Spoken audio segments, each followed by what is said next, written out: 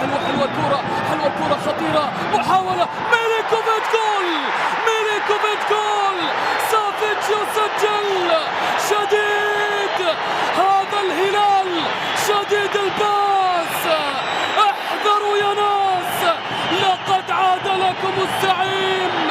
الكرة في الجول من الصربي الكبير.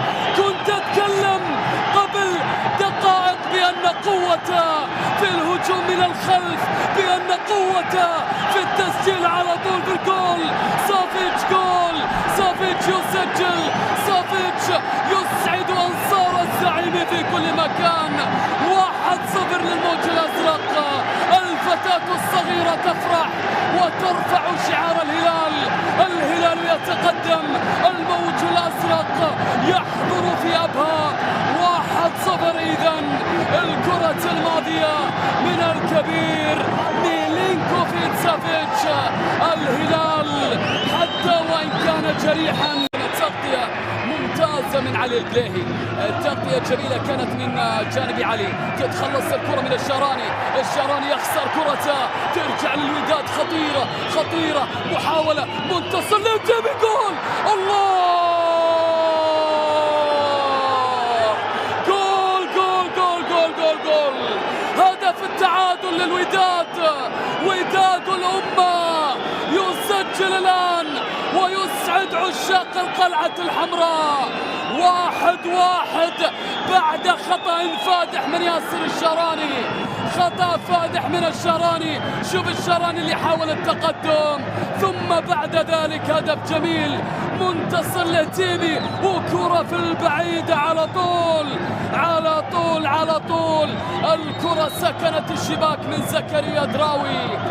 يا له من جول لمصلحة الوداد المغربي. إذن النتيجة 1-1، وبهذه النتيجة الوداد بالتعادل أو الفوز بشرط خسارة أهلي طرابلس من السد هو الذي سيتأهل للدور القادم. انظر إلى المعيوف الغاضب في الكرة الماضية، وبالتالي زكريا دراوي اللي سجل أول. من جديد سعود سافيتش حط الكرة للأمام. سعود عبد الحميد كنترول، سعود يحاول الهجوم، المحاولة نيفيز. جول، الله، الزعيم وإن تأخر سيعود، ولن يكون لأحد مفر، لن يكون لأحد مفر. روبن نيفيز، روبن نيفيز يسجل ويستعيد ذكريات تياغو، يستعيد ذكريات رادوي، يستعيد ذكريات إدواردو. الكرة بالجول. الهلال يتقدم عن طريق نجمه البرتغالي الدولي روبن نيفيز. يا سلام، لعبة معلمين، لعبة كبار، لعبة حريفة، لعبة لاعبين كبار بكل معنى الكلمة. روبن نيفيز، يا سلام يا سلام يا سلام يا سلام. الجماهير الزرقاء تشتعل في المحالة، تشتعل في المحالة. بالعقل يا عمي، بالعقل. هكذا هي احتفالية.